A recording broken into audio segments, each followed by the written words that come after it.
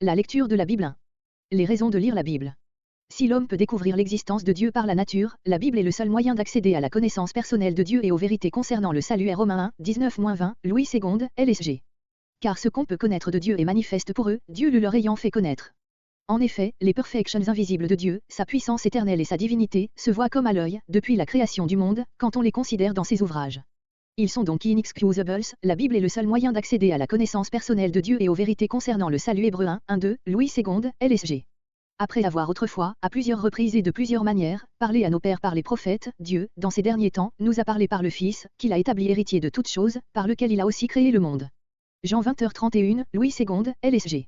Mais ces choses ont été écrites afin que vous croyiez que Jésus est le Christ, le Fils de Dieu, et qu'en croyant vous ayez la vie en son nom. La Bible est la parole de Dieu et non celle des hommes. 1 Thessaloniciens 2h13, Louis II, LSG.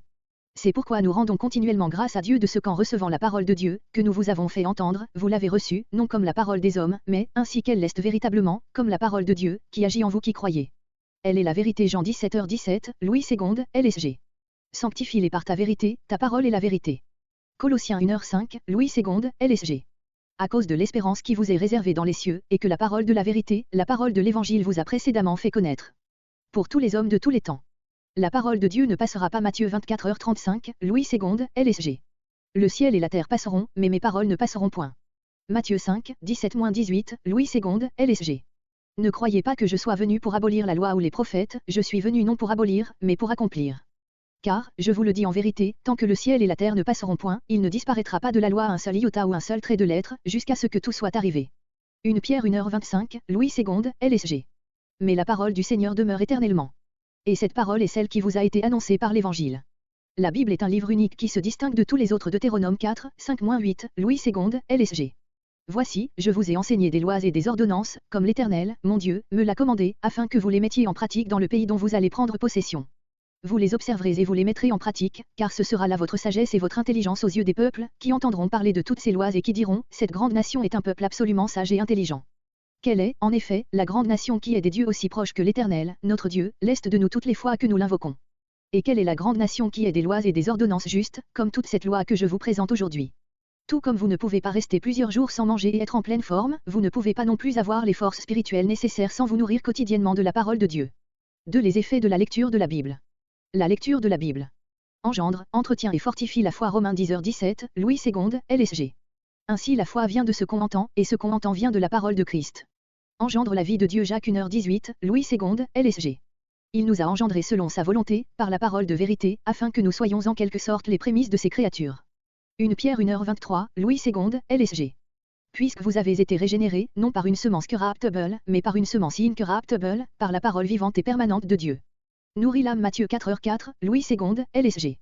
Jésus répondit, il est écrit, l'homme ne vivra pas de pain seulement, mais de toute parole qui sort de la bouche de Dieu. En répondant à ses besoins. Enseigne de Timothée 3h16, Louis II, LSG. Toute écriture est inspirée de Dieu, et utile pour enseigner, pour convaincre, pour corriger, pour instruire dans la justice, et conduit dans la vérité. Communique des certitudes. 1 Jean 5h13, Louis II, LSG. Je vous ai écrit ces choses, afin que vous sachiez que vous avez la vie éternelle, vous qui croyez au nom du Fils de Dieu. Ainsi que l'espérance. Romains 15h4, Louis II, LSG. Or, tout ce qui a été écrit d'avance l'a été pour notre instruction, afin que, par la patience, et par la consolation que donnent les Écritures, nous possédions l'espérance. Convainc de péché et corrige les fausses conceptions et attitudes. de Timothée 3h16, Louis II, LSG. Toute écriture est inspirée de Dieu, et utile pour enseigner, pour convaincre, pour corriger, pour instruire dans la justice. Hébreux 4h12, Louis II, LSG. Car la parole de Dieu est vivante et efficace. Plus tranchante qu'une épée quelconque à deux tranchants, pénétrante jusqu'à partager âme et esprit, jointures et moelle, elle juge les sentiments et les pensées du cœur. Instruit pour rendre capable de mener une vie juste à la gloire de Dieu. de Timothée 3h16, Louis II, LSG. Toute écriture est inspirée de Dieu, et utile pour enseigner, pour convaincre, pour corriger, pour instruire dans la justice. Dieu bénit celui qui s'applique fidèlement à la lecture de la Bible et à sa mise en pratique, il lui donne paix intérieure, bonheur et réussite dans tout ce qu'il entreprend dans la dépendance de Dieu. Jacques 1h25, Louis II, LSG. Mais celui qui aura plongé les regards dans la loi parfaite, la loi de la liberté, et qui aura persévéré, n'étant pas un auditeur oublieux, mais se mettant à l'œuvre, celui-là sera heureux dans son activité. Josué 1h8, Louis II, LSG. Que ce livre de la loi ne s'éloigne point de ta bouche, médite-le jour et nuit, pour agir fidèlement selon tout ce qui y est écrit, car c'est alors que tu auras du succès dans tes entreprises, c'est alors que tu réussiras. Cela ne signifie pas une vie sans difficulté. 3. Les conditions favorables à une lecture fructueuse de la Bible. La lecture de la Bible est réellement profitable lorsque celui qui la lit A conscience de son caractère sacré, de sa nature de révélation infaillible de Dieu. Galates 11-12, Louis II, LSG. Je vous déclare, frères, que l'évangile qui a été annoncé par moi n'est pas de l'homme, car je ne l'ai ni reçu ni appris d'un homme, mais par une révélation de Jésus-Christ. 1 Corinthiens 2h9, Louis II, LSG. Mais, comme il est écrit, ce sont des choses que l'œil n'a point vues, que l'oreille n'a point entendues, et qui ne sont point montées au cœur de l'homme, des choses que Dieu a préparées pour ceux qui l'aiment. Exode 3h15, Louis II, LSG. Dieu dit encore à Moïse, tu parleras ainsi aux enfants d'Israël, l'Éternel, le Dieu de vos pères, le Dieu d'Abraham, le Dieu d'Isaac et le Dieu de Jacob, m'envoie vers vous. Voilà mon nom pour l'éternité, voilà mon nom de génération en génération. Prie car la compréhension est donnée par Dieu. Luc 24h45, Louis II, LSG. Alors il leur ouvrit l'esprit, afin qu'ils comprissent les Écritures. S'en approche avec ouverture de cœur, sincérité et humilité. 1 Pierre 2h2, Louis II, LSG. Désirez, comme des enfants nouveau-nés, le lait spirituel et pur, afin que par lui vous croissiez pour le salut. Luc 8h15, Louis II, LSG. Ce qui est tombé dans la bonne terre, ce sont ceux qui, ayant entendu la parole avec un cœur honnête et bon, la retiennent, et portent du fruit avec persévérance. Matthieu 11h25, Louis II, LSG. En ce temps-là, Jésus prit la parole, et dit, je te loue, Père, Seigneur du ciel et de la terre, de ce que tu as caché ces choses aux sages et aux intelligents, et de ce que tu les as révélées aux enfants. Manifeste le désir de mettre en pratique la parole de Dieu. Jacques 1, 22-24, Louis II, LSG. Mettez en pratique la parole, et ne vous bornez pas à l'écouter, en vous trompant vous-même par de faux raisonnements. Car, si quelqu'un écoute la parole et ne la met pas en pratique, il est semblable à un homme qui regarde dans un miroir son visage naturel, et qui, après s'être regardé, s'en va, et oublie aussitôt quel il était.